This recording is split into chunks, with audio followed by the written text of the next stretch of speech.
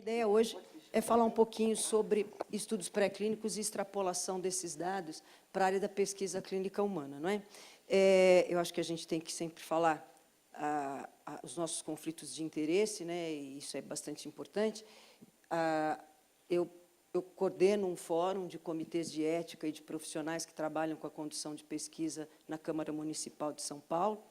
Eu presido uma comissão de pesquisa clínica veterinária dentro do CRMV, atuo como presidente executiva de uma sociedade que se chama Sociedade Brasileira de Profissionais em Pesquisa Clínica e respondo pela direção executiva de uma empresa que se chama Invitare. Então, eu tenho muitos conflitos de interesse, né? Eu trabalho num monte de lugar e faço um monte de coisa, muitas delas de maneira voluntária, mas tenho todas essas relações aqui. Bom, a gente vai falar um pouquinho sobre a condução de pesquisa e o meu foco, embora seja a pesquisa clínica, é tentar entender como é que a gente faz pesquisa pré-clínica e esses dados pré-clínicos são usados na pesquisa clínica.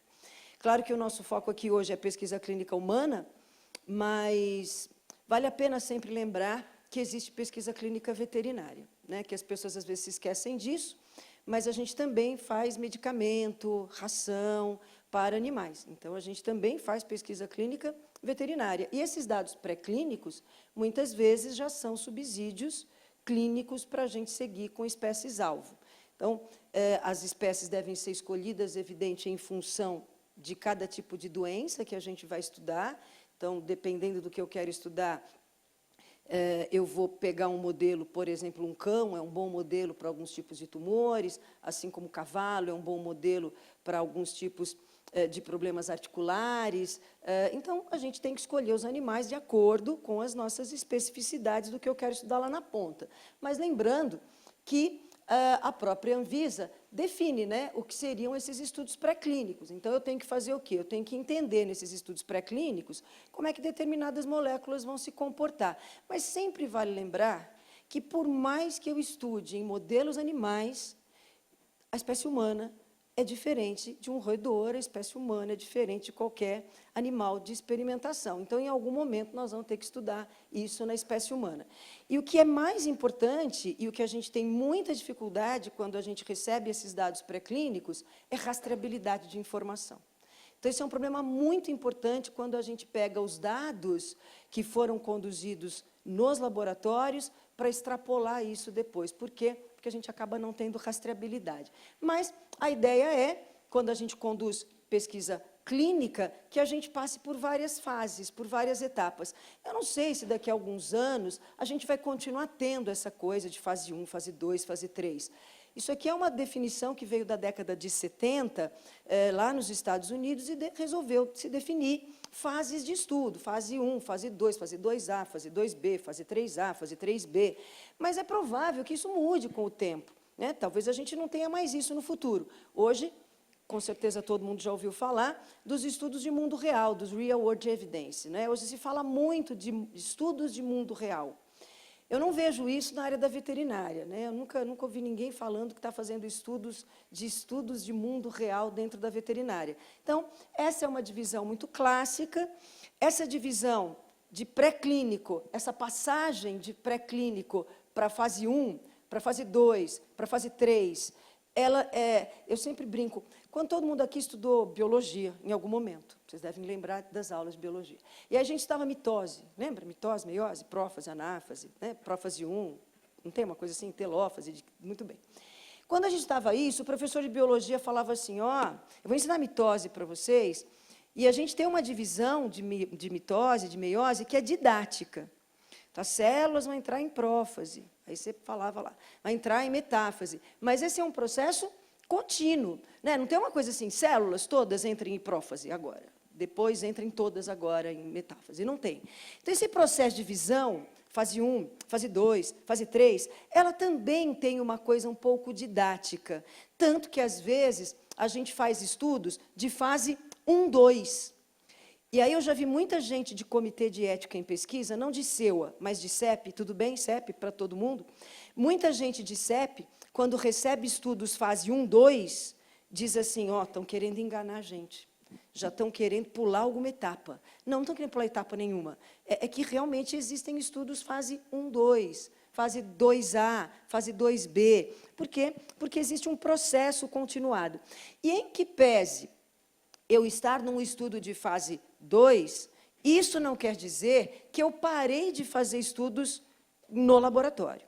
Então, mesmo que eu já esteja numa fase mais adiantada do desenvolvimento de um produto, isso não quer dizer que nós deixamos de estudar alguns eventos no laboratório.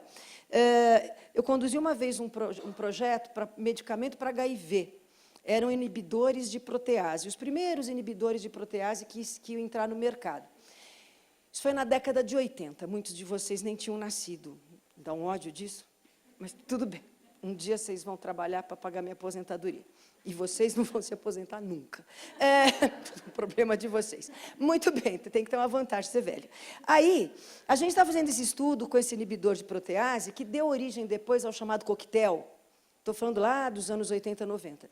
De repente, os indivíduos que participavam da pesquisa começaram a referir unha encravada. Então, a gente está fazendo o estudo, e aí está tudo bem, e as pessoas dizem, não sei, estou com unha encravada. Isso é um evento adverso, que é bastante importante. Aí você fala, unha encravada é um evento adverso? Evento adverso, todo mundo aqui sabe a definição, é qualquer coisa que ocorra diferente daquilo que acontecia quando eu entrei para fazer um projeto. Pode ser uma alteração de laboratório, então, unha encravada. Você não tinha unha encravada, agora você tem. Depois de vários eventos unha encravada ocorrendo com todo mundo que estava fazendo esse estudo, os estudos que estavam sendo conduzidos ainda no laboratório, com animais, em experimentação, eles descobriram que inibidor de protease causa problema de vascularização de leito. E, de fato, pode provocar unha encravada. Isso está em bula de inibidor de protease. Então, assim, quando a gente está estudando um produto, pensando, se eu for pensar em medicamento, mas não pensa só em medicamento. Eu também tenho um ódio, quando a gente fala em pesquisa clínica, todo mundo pensa em medicamento. A gente não faz pesquisa clínica só com medicamento. A gente faz pesquisa clínica com cosmético, com alimento, com dispositivo para a saúde. E existem dispositivos que a gente testa em suínos.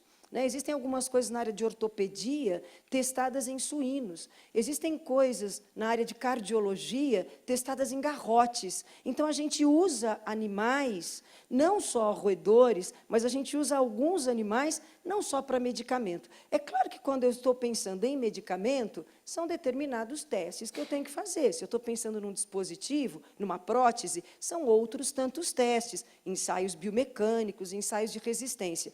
E se eu estivesse falando de prótese, eu não ia falar de fase 1, fase 2. Eu ia falar de estudo pivotal, eu ia falar de estudos first in man. Então, para cada coisa que eu quero estudar, eu tenho uma regra. Aqui a gente está falando de uma forma muito geral e pensando num desenvolvimento de um medicamento, talvez um medicamento biológico. Hoje em dia, muito em pauta, os biosimilares ou os biológicos não novos. Há uma tendência muito grande, cada vez mais, principalmente na área de oncologia, na área de reumato, de desenvolvimento de imunoterapias. Então, a gente tem feito muito produto biológico. A Libs lançou o tal do Zedora, que seria aí o biosimilar do Herceptin. Então, assim, a gente pensa em medicamento, mas a gente tem que abrir os nossos horizontes, que a gente pode estudar outras coisas. Então, essa coisa de dividir por fase é uma coisa mais didática, a gente tem uma sequência, e o que fica na nossa cabeça? Se alguém me diz, eu estou fazendo um estudo de fase 3, bom, é porque eu já fiz muitas coisas. Estou fazendo um estudo de fase 1, nossa, é a primeira vez que eu vou testar em pessoas. Então, a gente tem essa noção. Ninguém vai dizer que está fazendo um estudo de fase 1 com 1000 pessoas. É uma coisa do demo, não é bom. Fazer um estudo de fase 1 com 1000 pessoas, isso não existe. Estou fazendo um estudo de fase 3 com 2 pessoas. Difícil.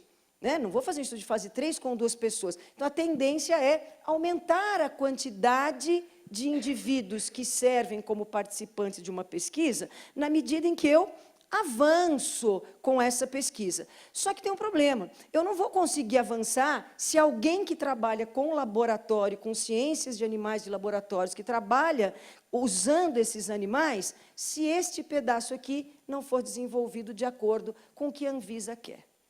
E aí, por que eu digo de acordo com o que a Anvisa quer, ou com o que a FDA quer, ou com o que EMA quer, porque é lá que eu vou registrar os meus produtos.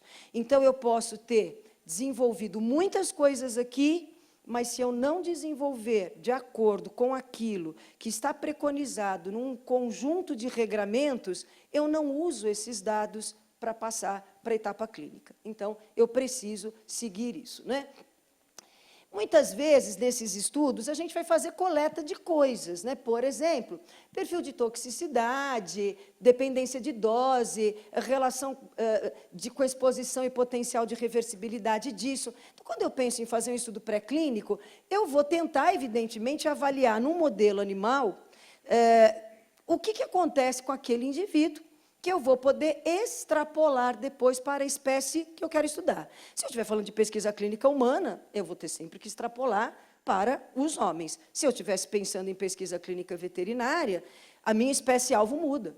Tem projeto que eu estudei inicialmente em roedor, mas que depois a minha espécie-alvo é um cavalo, porque eu quero fazer um produto anti-inflamatório para o cavalo. A minha espécie-alvo pode ser um boi, porque eu quero fazer uma vacina para o boi. A minha espécie-alvo poderia ser um suíno. Mas aqui a gente está falando de pesquisa clínica humana, é mais fácil, inclusive. Confesso que fazer pesquisa clínica humana é melhor, é mais tranquilo do que fazer pesquisa clínica veterinária, por um único problema. Quem é farmacêutico aqui? Nenhum farmacêutico. Biólogo.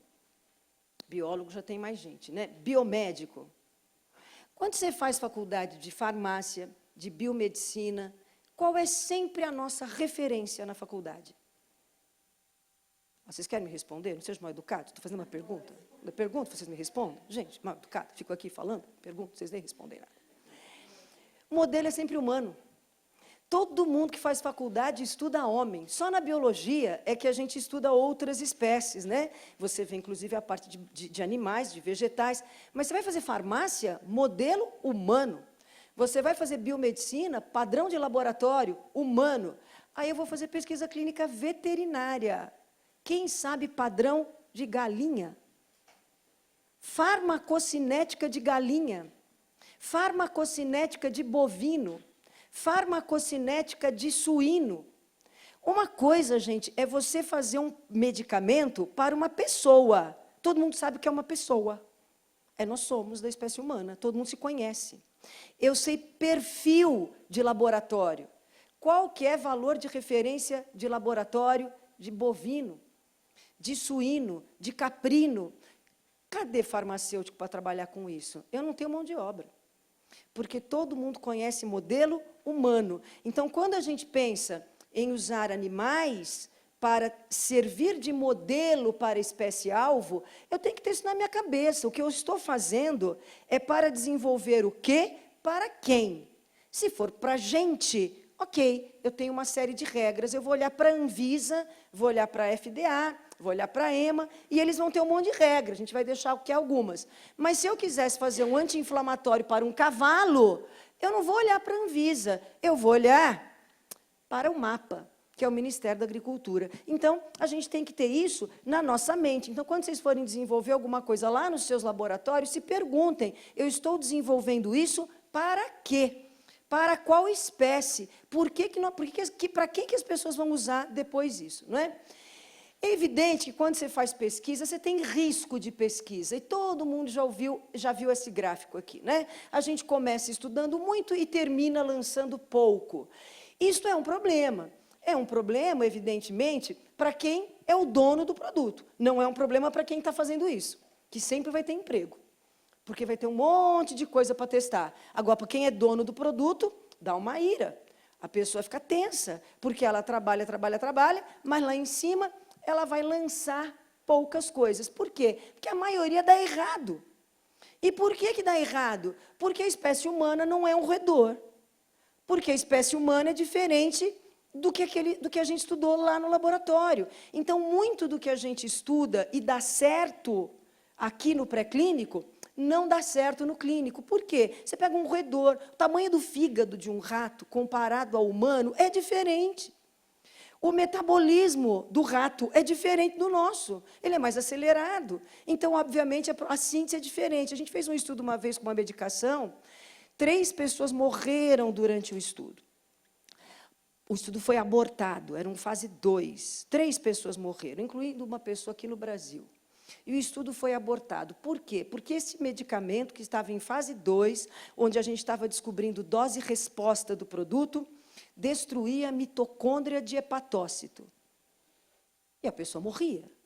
Não tinha sido visto nenhuma característica deste tipo no tecido do camundongo. É claro, o metabolismo dele é diferente do nosso. Então, assim, é muito importante que a gente entenda isso para não perder tempo, para não perder dinheiro, porque, às vezes, a gente usa alguma coisa que a gente não vai conseguir extrapolar, né? Então, esses dados de segurança são obtidos através de vários modelos. Vocês trabalham com essa ciência. Então, a gente vai poder fazer estudos in sílico, estudos in vitro, estudos ex vivos. Hoje tem modelos específicos onde você simula processo de farmacocinética, já passando em várias organelas. Você tem vários modelos. Mas, de novo, uma coisa é estudar uma célula, outra coisa é estudar um organismo inteiro. Porque, quando eu estudo só o fígado, ele não está junto com o resto. Então, ele não está sofrendo a ação de todos os outros órgãos e de todo o sistema que vem junto com ele. Então, é claro que vai fazer diferença. Uma coisa é estudar só o tecido renal. Outra coisa é eu entender esse tecido junto de um meio, com todo o processo de imunológico, com todas as outras células interagindo com ele, né? Existem aqui alguns dados que mostram o número de animais que a gente usa. Porque as pessoas usam muito animais de laboratório, isso é fato. E a gente tem que reduzir o número desses animais. Não é possível que a gente continue usando tantos animais assim. Inclusive, eu ainda ouço dos meus alunos, até hoje, alguma coisa do tipo: eu vou fazer um estudo, eu vou usar 100 camundongos. Por que você vai usar 100? A não ser que eu acho que 100 é bom. 100 é bom? Então, podia ser de 10 é bom também. 500 também é bom. Aí, assim, mas eu já pedi para a CEUA 100, a CEUA já aprovou 100, mas agora eu vou usar mais 40. Você pediu para a CEUA? Ela nem vai ficar sabendo. Isso é uma coisa do demo, gente. Vocês vão tudo queimar no fogo do inferno. Isso é uma coisa horrível. Eu não posso usar alguma coisa que eu não disse que eu queria usar, até porque eu perco a rastreabilidade disso. Nature, por exemplo, não aceita mais artigos científicos se você não mandar a tua base de dados aberta para elas. Você sabe disso, né? Se você não mandar toda a base de dados para uma Nature, você não publica mais. Isso, inclusive, tem sido uma coisa muito questionável, porque agora, em fevereiro, vai acontecer uma coisa muito importante para todos nós, principalmente para instituições como esta daqui, para hospitais, para planos de saúde, para operadoras de saúde, para instituição financeira, que é o quê? A Lei Geral de Proteção de Dados. A Lei Geral de Proteção de Dados passa a vigorar a partir de fevereiro do ano que vem. E o povo está desesperado com a Lei Geral de Proteção de Dados. Por quê? O que a gente vai fazer como instituição para proteger os dados sensíveis e os dados pessoais de tudo que a gente tem? Uma instituição como essa está cheia de dados sensíveis, que são dados que envolvem dados de saúde de um indivíduo. Então, a gente tem que proteger isso. E, por conta de fraude, as grandes revistas, como Nature, por exemplo, já te obriga a mandar a base de dados abertas. Ela quer os dados brutos da sua pesquisa. Então, essas são questões que a gente tem que discutir, né? A gente tem regulamentação. Então, assim, eu não vou entrar aqui nos detalhes de todas as regulamentações, porque vocês conhecem essas regras. Todo mundo vai falar de CONSEA, de CEUA. Só que tem um problema. CEUA e CONSEA não existem só porque a gente tem que vencer uma burocracia. Eles existem para, de fato, controlar o que as pessoas estão fazendo nas suas aulas, com pesquisa. Então, existe uma regulamentação. Só que existem essas normas, e quando eu pego, por exemplo, CONSEA, quando eu pego este guia, para quem conhece, e todos vocês conhecem, são dezenas de normas. Então, já tem hoje resoluções normativas específicas para uso de cães, de gatos, de peixe, de equino, já tem vários guias. Então, regra não falta. Falta uma coisa, as pessoas conhecerem a regra, né? Porque é um problema, né? Tem um monte de regra, a pessoa não conhece, não adiantou. Agora, as pessoas não gostam muito de regra, não gostam muito de ler norma, né? Principalmente quem é da área da saúde não gosta nem de fazer conta e nem de ler resolução. São coisas muito chatas de serem feitas. Acho que por isso que as pessoas da área da saúde, principalmente biólogo, biomédico, vai morrer pobre. Porque não sabe fazer conta. Mas vai publicar um monte de paper, vai publicar muitos papers. Vão morrer pobres, mas vamos publicar muito. Não é? Por quê? Porque a gente não aprendeu isso. E resolução a gente também não sabe ler, por isso vamos tudo ser preso. Não é? Porque se a gente soubesse ler resolução, a gente não ia ser preso, porque a gente lia a norma, não ia ser preso. Mas a gente não gosta de ler. Uma coisa que é engraçada, né? Quando você vai ler resolução, eu já vi várias pessoas fazendo isso. Resolução começa com os considerandos, né? Considerando, geralmente você pega aquela resolução e começa a folhear assim, né? Aí, se considerando é importante. Vamos ao que importa. Vou procurar o que importa. O considerando importa, porque aquele considerando está o alicerce daquela regra. As pessoas não gostam de ler. Então, tem um monte de resolução. Resolução não é o problema. Né? De fato, resolução não é problema. Tem muita resolução. E não é só de Conceia, não é só do MCTIC. Tem resolução do Conselho Federal de Medicina Veterinária. Tem resolução dos conselhos regionais. Tudo bem? Tem resolução do Conselho de Biologia. Tem um monte de resolução. A gente precisa ler. E qual é a grande ideia quando eu penso nesses animais? A grande ideia é que eu use esses guias. Por quê? Porque eu não quero, evidentemente, causar um dano àquele animal, um mal-estar àquele animal. Então, a gente usa esses guias, que falam sempre em reduzir, em refinar, em substituir. Tem substituição? Tem um monte de método alternativo hoje, mas tem coisa que não dá para substituir ainda. Então, tem um monte de diretriz. Então, diretrizes tem muitas. Né? Como eu disse, você vai entrar lá, você vai achar. Em FDA, você vai achar um monte. Na Anvisa, você vai achar um monte. Em EMA, você vai achar um monte. Você vai achar diretriz, não falta. A pergunta é, quantos de nós, diariamente, acessamos essas diretrizes e vamos ler essas diretrizes? O que a gente ouve muito é uma coisa assim, eu ouvi dizer que não pode fazer isso. Mas você ouviu dizer? Quem disse? Não sei, foi a fulana aqui que disse. Mas a fulana também ouviu dizer, que ela também ouviu dizer. Então, a gente precisa ter certeza dessas diretrizes, porque tem muitas diretrizes. Existe, na condição de estudos não clínicos, eles têm que ser seguidos de acordo com algumas regras. CFR, aqui é CFR, não é CRF não, é CFR. CFR é diferente de CRF. Quem faz pesquisa clínica ouve muito falar de CRF, que é de Case Report Form, que é um formulário onde você anota os dados da pesquisa. CFR é do Código de Regulamentação Federal Americano. Neste Código de Regulamentação Federal Americano, no número 21, em diversas partes, você encontra muitas regras para fazer uso de animais. Chama-se CFR. Se vocês acessarem nos seus celulares, CFR, vai baixar mais ou menos uns 1.499, 1.500 títulos. Vocês não precisam saber todos, mas vocês precisam saber, dentro desses títulos todos, as partes que interessam para a condução de estudos. Então, tem muitas partes em CFR, que é do Código de Regulamentação Federal Americano, regras que interessam para a nossa condução de estudos. E aí você tem, em ICH, todo mundo sabe o que é ICH? ICH, mesmo que vocês saibam, vou falar, me deu um desejo de falar também do ICH. Se vocês entrarem no site, que chama ich.org, e tem VICH também, não precisa, né? ICH, gente, VICH, animais. Se você acessar o ICH, se você perguntar para alguém assim, me traduza o termo ICH, as pessoas geralmente vão traduzir assim, Conferência Internacional de Harmonização.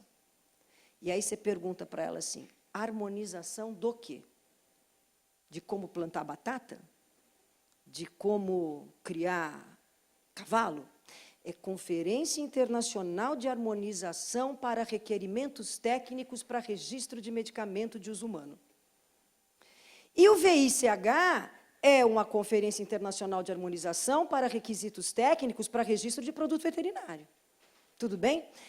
Nossos problemas acabaram. Se eu tenho um local que é a Conferência Internacional de Harmonização para requisito técnico do que eu tenho que fazer para registrar um produto, seja humano, seja veterinário.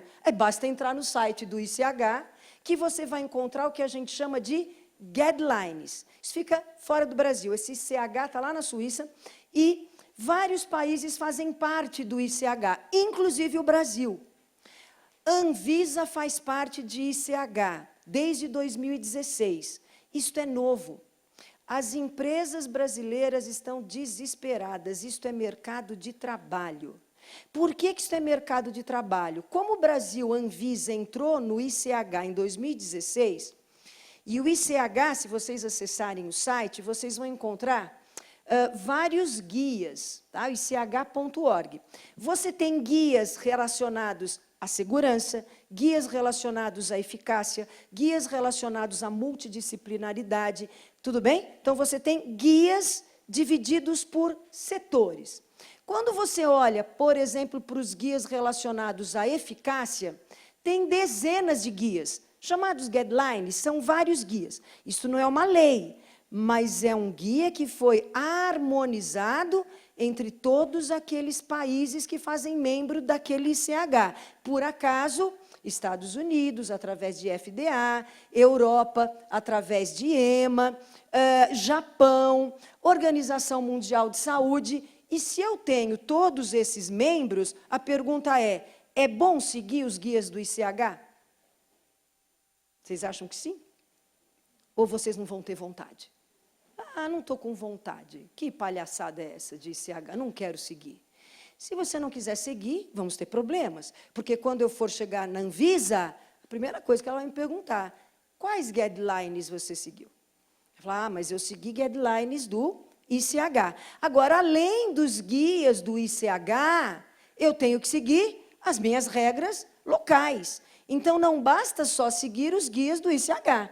Eu tenho que seguir também os guias do ICH, mas eu também tenho que seguir as resoluções da Anvisa, as resoluções do Ministério da Ciência e Tecnologia. Eu tenho que seguir os guias do VICH, se eu estiver pensando em pesquisa na área de produto veterinário, tenho que seguir o VICH, mas não adianta seguir só VICH, eu tenho que seguir os guias do MAPA. Então, imagine uma pirâmide, no ápice da pirâmide são as regras de cada país. Então, cada país tem as suas regras, mas 80% da pirâmide são regras harmonizadas. Isto ajuda, gente? Pois isso ajuda muito, porque se eu sigo minimamente esses 80%, o que eu faço no Brasil, eu consigo garantir que qualquer país aceite, mas você tem que seguir o que está lá. E uma das coisas que está são princípios de boas práticas, e princípio de boa prática implica rastreabilidade de informação. Isto é um problema no Brasil. Dados não são rastreáveis. Onde você anotou sua informação? Num pedaço de papel. E onde está esse papel? Não sei. Choveu, molhou, não tenho mais. Como que era o manejo desse animal? Era bom.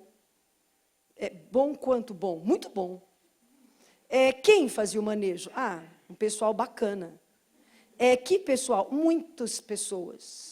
Já deu ruim para a gente, né? Muitas pessoas fazendo manejo já foi MP. Muito péssimo mesmo. Então, evidentemente, quando a gente pensar em fazer pesquisa pré-clínica, para eu poder sustentar a pesquisa clínica, eu hoje tenho problemas onde eu trabalho. Um monte de gente procura a empresa onde eu trabalho com um monte de informação e diz, olha, eu já fiz tudo isso aqui, agora eu quero fazer pesquisa clínica. A gente analisa aquilo e diz, não vai dar. São anos de trabalho, às vezes, anos de investimento, dinheiro que vem do governo, e que, de repente, a gente não consegue usar porque não tem rastreabilidade. Então, onde procurar quais são os tipos de estudos que eu tenho que fazer com os animais, não falta. Quando eu entro em ICH, eu tenho vários guias que me mostram como que eu vou fazer ou quais seriam os melhores testes. Agora, cuidado, não é porque está escrito no ICH que se eu fizer isso também, eu resolvi meu problema. Eu tenho que ter alguns neurônios, fazer algumas sinapses. Eu tenho que olhar o que está lá, olhar as minhas regras e saber se é factível aquilo que eles estão pedindo. Brasil, por exemplo, é um país zona 4. Eu tenho algumas espécies de carrapato aqui no Brasil que não tem em nenhum lugar do mundo. Se eu estivesse fazendo um produto para carrapato, eu tenho que entender como é que o Brasil funciona. Por quê? Porque no Brasil eu tenho umas espécies de bovinos, eu tenho alguns carrapatos que só tem aqui. Então, o mapa me pede alguns estudos específicos para as nossas populações de bovino. Se eu estiver pensando em homens, em pessoas, eu tenho, evidentemente, que entender como que eu vou extrapolar do pré-clínico para o clínico, mas não é só com relação à pessoa. Pensem no seguinte, estou fazendo um medicamento, estou fazendo um cosmético. Gente, o Brasil, zona 4. A quantos graus chega Manaus no verão? Eu tenho que pensar em farmacotécnica desse produto, estabilidade desse produto. Uma coisa é fazer um produto para vender só na Dinamarca. Outra coisa é fazer um produto para vender no mundo inteiro, num lugar onde vai de menos 40 e, de repente, um outro que está a 50 graus. Nesse nosso último verão, gente, o Rio chegou a 49 graus. Quer dizer, eu vou usar uma vacina. Tá, e como é que eu vou usar esse negócio?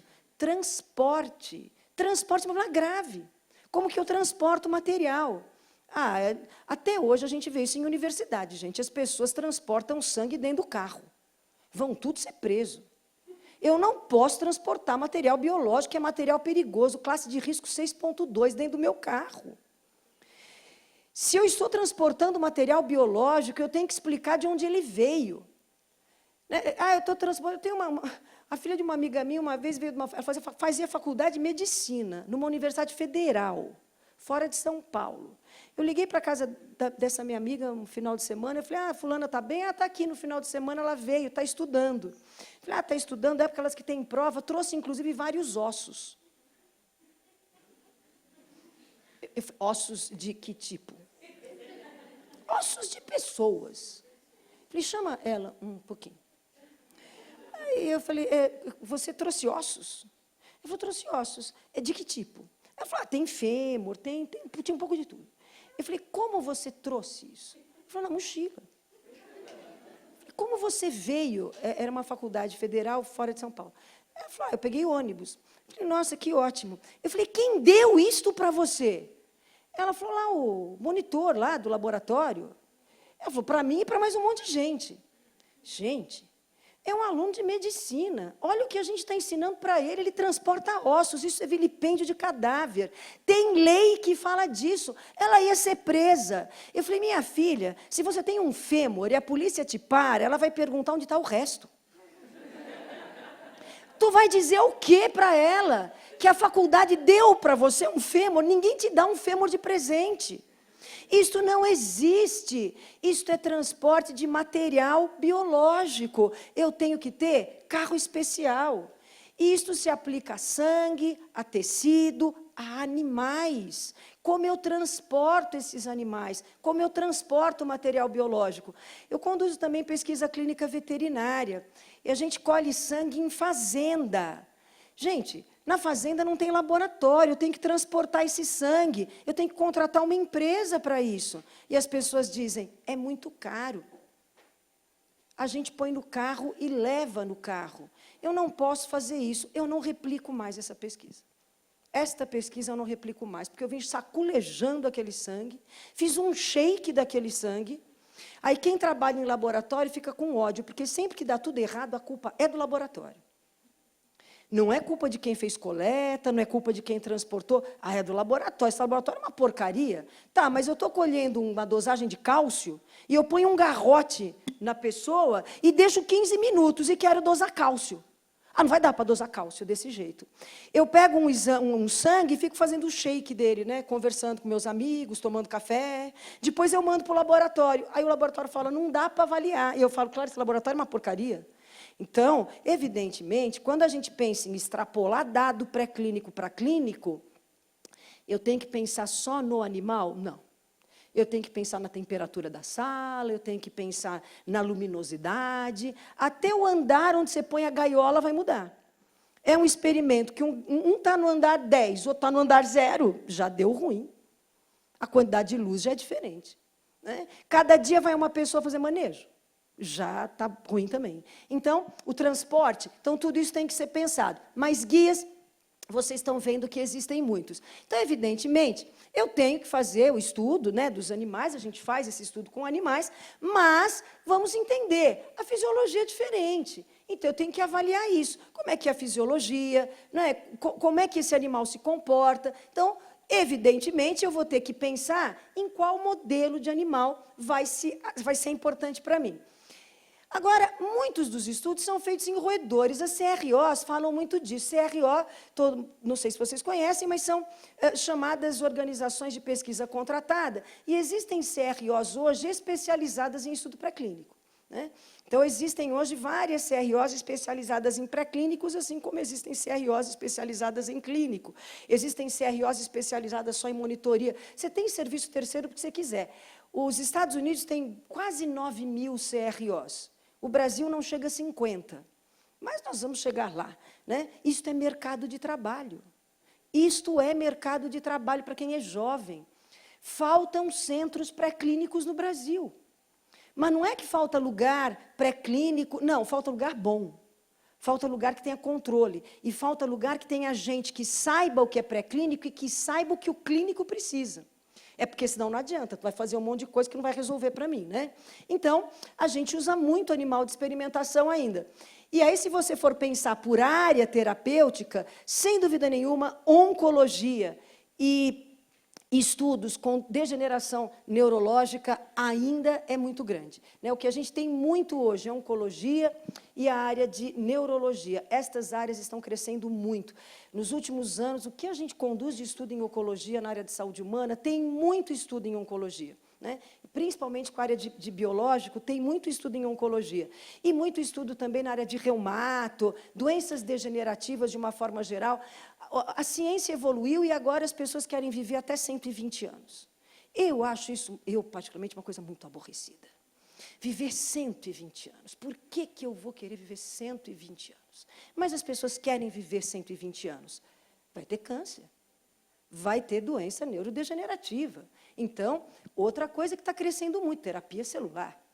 Né? Porque a gente vai ter que fazer coisa nova, vai ter que fazer um órgão novo, vai ter que fazer... Né? Eu estou vendo que vai ter um supermercado, você vai escolher, quero esse fêmur, quero esse coração, quero esse pâncreas, aí você passa no caixa, paga, e aí já tem um hospital, você já põe tudo novo, e aí você vive mais 100 anos. Né? Então, assim, eu não sei o que vai ser o homem do futuro. Vocês viram que a Alexia está chegando no Brasil, né? A Amazon já trouxe, vai selecionar agora algumas pessoas para começar a usar. Nos Estados Unidos isso é comum. A Alexia está chegando aqui, inteligência artificial para estar dentro da nossa casa. Eu não gosto daquele negócio lá, que eu não gosto que ela fala comigo, não. Ela me dá bom dia, ela fala para eu olhar na geladeira, fala que o teu leite está acabando. E dá um ódio, porque está mesmo. Porque quando ela fala, Grace, o leite está acabando, você olha e está, ela sabe tudo da minha vida. Se eu não acordo, ela me chama. Gente, eu não gosto de um negócio desse na minha casa. Isso é estranho, mas isso está acontecendo. Para vocês que são jovens, vocês não sabem de uma coisa que eu vou falar. Quando eu era criança, tinha um desenho chamado Jetsons. Eu olhava aquilo e pensava assim, nossa, gente, coisa esquisita esse negócio aí. Isso acontece hoje. Então, assim, o mundo está mudando. E essa coisa de inteligência artificial, isso acontece. Então, se eu quero fazer pré-clínico, eu tenho que entender isso aqui. O que a gente quer? O que o mundo quer? Muito estudo na área de oncologia. Oncologia vai crescer muito, doença neurodegenerativa vai crescer muito, ortopedia vai crescer muito. Por quê? Porque, como eu disse, nós temos um peso, nós temos um tempo de vida e as nossas articulações não vão aguentar. Um dos problemas grandes do idoso é dor articular. Modelo bom para dor articular, cavalo. Cavalo é um excelente modelo para dor articular, né? Então, a gente tem que entender que a gente vai comparar os estudos em vivo com os estudos in vitro, mas a gente tem que entender que nada disso vai resolver, mas ajuda, né? Eu faço uns estudos em vivo, faço uns estudos in vitro, e eu vou comparar. Tem modelo alternativo? Tem um monte de método alternativo, né? Se vocês olharem hoje, a gente tem um monte de resoluções, tem criação aí de RENAMA, tem vários métodos alternativos. Eles resolvem 100%? Não, não resolvem. Mas tem um monte. Vai ter mais? Vai ter mais. mas hoje já tem vários modelos de métodos alternativos. E aí a gente chega finalmente nessa mudança. Tá bom, eu já fiz tudo isso. Então eu tenho um conhecimento e a gente fala que a gente passa por processos, né? Então eu vou ver qual é a minha molécula, quantas moléculas eu vou aplicar, quais são as evidências que existem para que eu use aquela molécula, porque tem uma questão de saúde única aqui, né, gente? Eu também não vou desenvolver alguma coisa se o mundo não precisa dela. Um dos problemas graves que eu tenho é doenças raras, que as pessoas não querem estudar coisas para doenças raras, mas eu tenho pessoas que têm doenças raras, e eu tenho que fazer produto para doença rara. Tanto que a gente tem resolução específica no sistema CEP-CONEP só para doenças raras. Houve uma discussão grande com relação a isso. Eu preciso fazer medicamento para doença rara. Aliás, no Brasil, a gente não tem nem geneticista em número suficiente para poder fazer diagnóstico de doença rara. Mas eu preciso de medicamento para isso. Então, a gente tem que entender qual é a incidência, qual é a prevalência, o que a gente tem daquilo, o que o mundo vai precisar. E hoje eu estou estudando o que a gente planejou há 10 anos.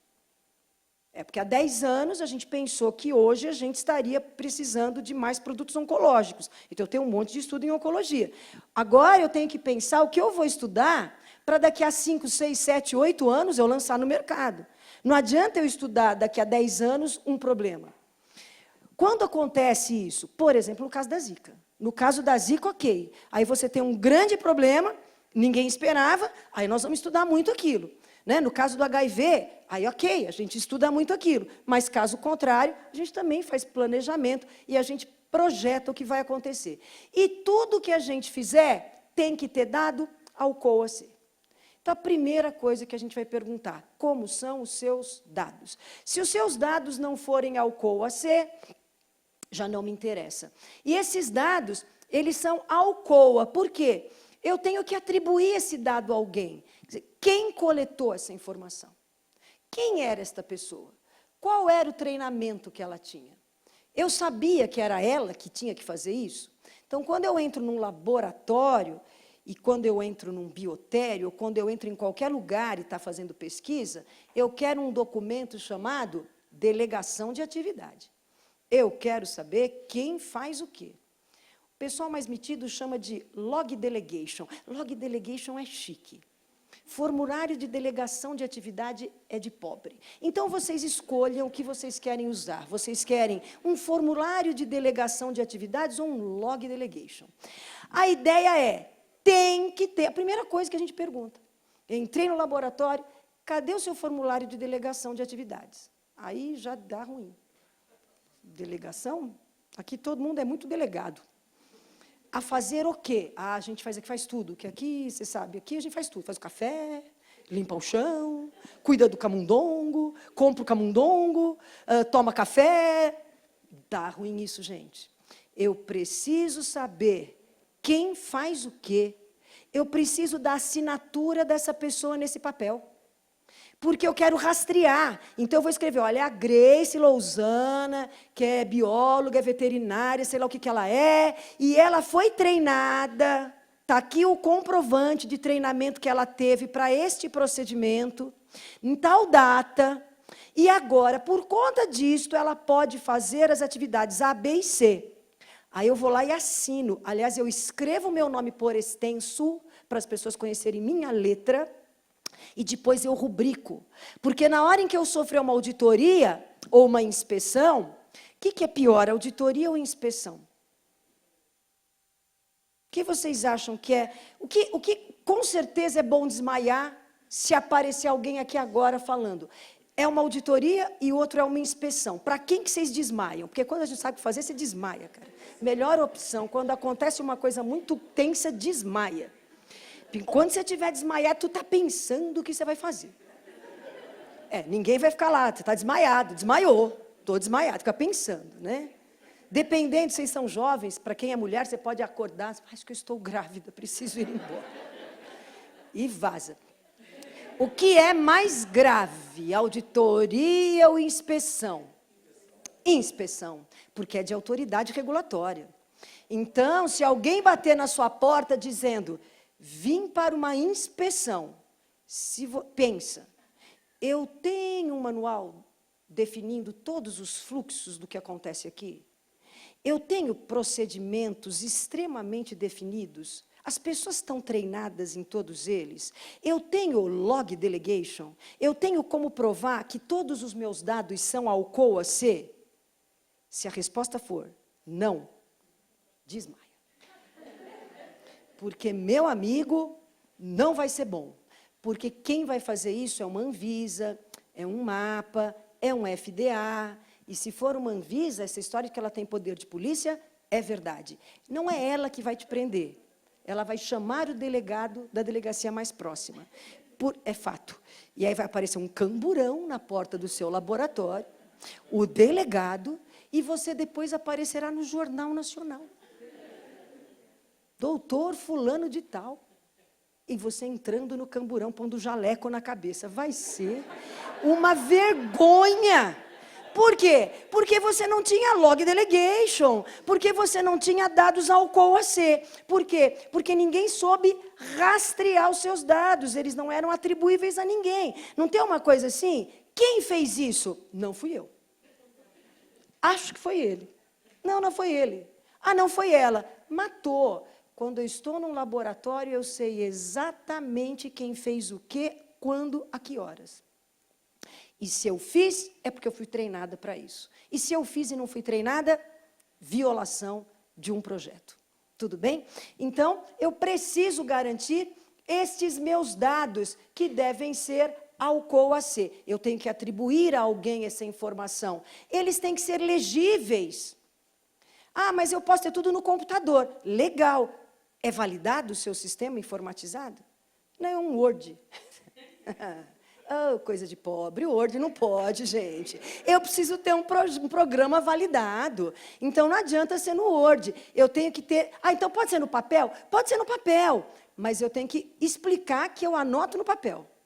Que papel é esse? Não pode ser papel de pão da sua bancada. Não pode anotar na mão. Ah, deixa eu anotar rapidinho na mão. Mas que coisa horrível. Eu não anoto no papel de pão nem na minha mão. Então, eu preciso ter dados legíveis. Eu preciso que os dados sejam contemporâneos. A gente tem que ter uma data. Ninguém faz nada sem data e sem assinatura.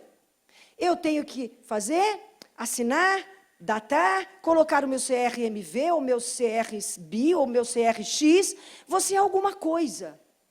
A gente sempre espera ser alguma coisa.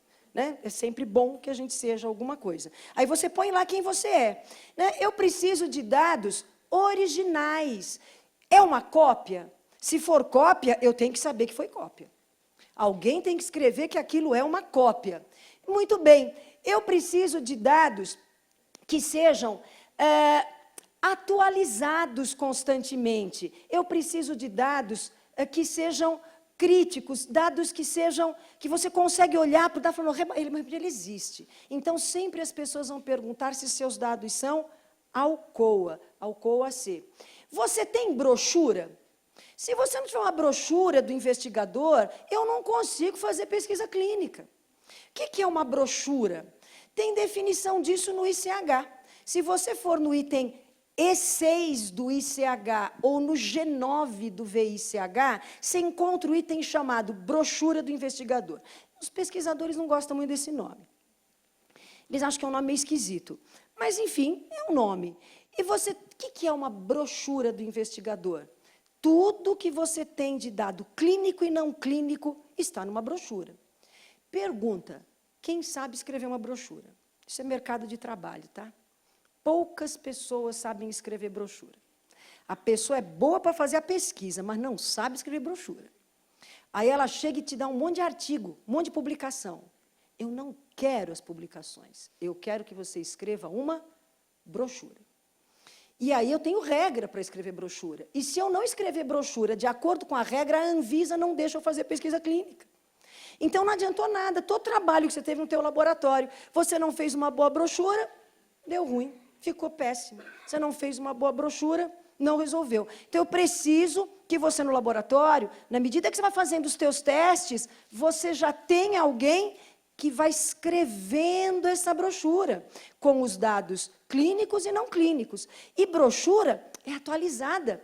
Porque, na medida que eu evoluo nas fases de estudo, eu vou tendo mais informação clínica. Então, eu tenho revisão e atualização de brochura. E isso tem que ir para o comitê de ética. Os pesquisadores têm que ter conhecimento disso, porque na brochura eu tenho todas as informações, eventos esperados, eventos adversos graves que já ocorreram. Então, brochura é importante. Manejo, nessa brochura é importante que eu entenda que espécie eu estudei, como é que foi o manejo. Então, tudo isso, se não estiver muito claro lá no seu laboratório, eu não vou poder reproduzir, portanto, tudo que vocês fizerem nos seus laboratórios terá sido em vão para a pesquisa clínica. A gente tem uma crise hoje, né? Quando a gente pensa agora em sair da pesquisa pré-clínica e sair para a pesquisa clínica, a gente tem artigos que mostram que a gente tem uma baixa reprodutibilidade na pesquisa clínica. Aliás, na pesquisa pré-clínica. E isso é um problema, né? Então, as pessoas já criticam hoje, falam, realmente, tem alguns dados que mostram que 70% dos dados publicados não são reproduzidos. Tem uns estudos que mostram que a espécie humana mente. Homens mentem. Chimpanzés mentem também. Engraçado isso, tem estudos interessantes que mostram isso, que diz, bonobos não mentem. Bonobos é uma espécie de símio que vive lá na África, mas chimpanzé mente. Mente no sentido de ter vantagem, né? A gente mente para ter vantagem. Diz que, em média, um ser humano mente 25% do tempo da vida dele. Gente, é muita mentira, hein? Você pensar que você mente 25% do tempo? Desde mentiras idiotas, tipo, sua sogra, domingo, 6 da manhã, chega na sua casa. Toca a campainha. Você abre a porta e diz o quê para ela? Nossa, que surpresa agradável. E ela diz, vim passar o dia com vocês. E você responde, que ótimo. Isto é uma mentira. Ninguém quer uma sogra às 6 da manhã no domingo em casa, gente. Então, nós mentimos. Mentiras que as pessoas chamam, é uma mentirinha branca. É mentira. Quando a gente diz que é uma mentira branca, é para você achar que você não vai para o inferno. Mas você mentiu. Então, nós mentimos. E isto causa um problema. Porque se os dados pré-clínicos não são reproduzidos, eu estou fazendo alguma bobagem na parte clínica. Eu estou expondo a risco um monte de gente, porque você errou. Olha que coisa horrível. FAPESP que publicou isso. Olha aqui, 67 estudos promissores, só 16 deu certo, o resto não deu. Então, quando você olha para isto aqui, Amgen é uma empresa de biológico, tá? Amgen trabalha muito com doença rara. Olha que coisa horrível, né? Temos problemas. Nós não estamos confirmando resultados do que nós achamos no laboratório. Isto é um problema. Por quê? Então, aí eles falam que uma média, né? A gente tem uma média aqui, mas olha, é terrível, hein, gente? É bem pouca coisa aqui. E aí a gente precisa de similaridade genética. O ideal seria fazer todos os testes com pessoas. Mas aí é complicado também, né? Para fazer fase 1, as pessoas já têm receio. Quem aqui faria um estudo fase 1? Quem aqui participaria de um projeto de fase 1? Eu dizia assim, ó, eu tenho um produto, eu já testei no rato, em vários deles. Nos camundongos, em um monte. Testei até em alguns cães. Posso testar em você? Vocês testariam? Inclusive, eu vou dizer assim, foi lá no laboratório, no biotério do pessoal do Einstein. Eles são super legais. Você testaria? Ela está dizendo que não. É duro falar, né? Não, não quero. Gente, isso é um problema. Nós temos que nos responder isso. Nós faríamos um estudo de fase 1? Nós entraríamos num estudo de fase 1? Nós deixaríamos nossos parentes entrar num estudo de fase 1? E se a resposta é não, nossa, gente, se a comunidade científica diz que não entraria num estudo de fase 1, tá ruim, né? Por quê? Por que eu não entraria num estudo de fase 1? Eu super confio no que os meus pares fazem. Eu entraria no estudo de fase 1. Acho que ia ter um pouco de medo, mas talvez eu entraria no estudo de fase 1. Então, por quê? Porque a gente, evidentemente, tem que encontrar as espécies com maior similaridade genética, é óbvio, né? A ideia é que a gente sempre encontre as espécies com maior similaridade, mas lembrando, né, que, por mais que a gente encontre similaridade, a gente não vai ter 100% de certeza, né, gente? Porque nós não somos nem zebrafish, nem ovinos, nem suínos, nem caprinos, nem bovinos, nem gatos, né? Nós não somos isso. Então, FDA, por exemplo, diz que entre 2003 e 2011, apenas 10,4% dos compostos terapêuticos que entraram em fase 1 foram aprovados. Então, assim, 10%. Por quê? Porque o restante não se mostrou semelhante ao que a gente tinha encontrado na fase pré-clínica, né? Então, isso, evidentemente, é um problema que gera incertezas, né? Quer dizer, devemos usar animais? Não devemos? Podemos? Não podemos? Então, tem crítica na hora de você pensar em extrapolação. Por quê? As espécies são diferentes, fisiologia diferente, ambiente diferente, manejo diferente. Então, o que dá para fazer para reduzir esses riscos, mitigar esses problemas? Controlar com o máximo possível de requisito com o sistema de gestão da qualidade. Então, se você controlar muito, você tende a reduzir um pouco esse risco, né? Porque, né, pequenas diferenças entre organismos podem conduzir a respostas muito diferentes, né? Então, por isso que a gente diz que nenhum modelo hoje é 100% bom, né? E a gente tem uma tendência de futuro, isso aqui no futuro pode ser que mude, tá? Hoje é assim, mas pode ser que mude, mas há uma tendência no futuro, através de modelos celulares, tem muitas coisas que a gente vai fazer, e este modelo vai chegar nisto aqui, né? Então, hoje, quando a gente fala de proteômica, genômica, né, metabolômica, citômica, e aí as ciências hoje, né, avaliam potencial de toxicidade. Então, esta imagem é o futuro, que é o que a gente está fazendo hoje, né, estudando exatamente como que aquele composto se comporta na parte genética, a biologia molecular tem crescido tanto, isto parece que realmente é o nosso futuro, né? Então, a toxicogenômica parece que, de fato, é o que vai fazer com que a gente consiga caminhar, né? Muito bem. Isto aqui, né, mostra, então, tudo isso. Os slides ficam aí com vocês, né, e vocês podem ver os artigos, tá? Mas, então, autores começam a mostrar esses estudos para a gente, né, da descoberta até a entrada nos estudos clínicos através de testes envolvendo biologia molecular, e isso tende a reduzir cada vez mais os dados de laboratório. Muito bem, eu tinha 2 minutos ainda para acabar, mas já acabei. Muito bem. Dúvidas, gente? Aqui tem o meu telefone, se vocês tiverem dúvidas, sintam-se à vontade para ligar. Claro que se vocês ligarem agora, por exemplo, eu não vou atender, mas, né? Mas é evidente, podem deixar um recado que a gente vai retornar. Parabéns para o evento, obrigada pelo convite. Espero que vocês continuem trabalhando com a máxima seriedade. Eu acho que a gente sempre tem que pensar em resultado e você tem que pensar em requisito, né, gente? É o que a gente faz. O que é qualidade? É atender requisito, né? A qualidade é atender requisito, né? E a gente tem um monte de requisito, né? É isso, muito obrigada.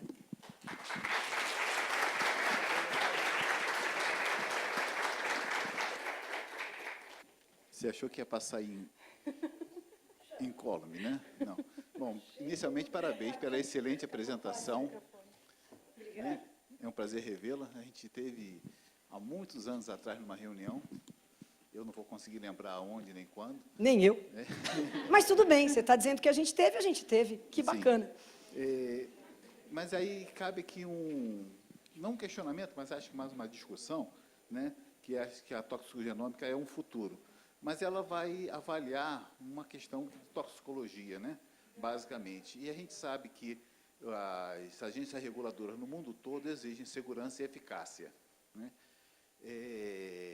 Isso vai ser um futuro que não está muito próximo você eliminar o uso de animais, né? Uma outra questão também que você comentou, e que eu queria fazer uma consideração, que dos métodos alternativos hoje, né, na OSD, em torno de uma centena,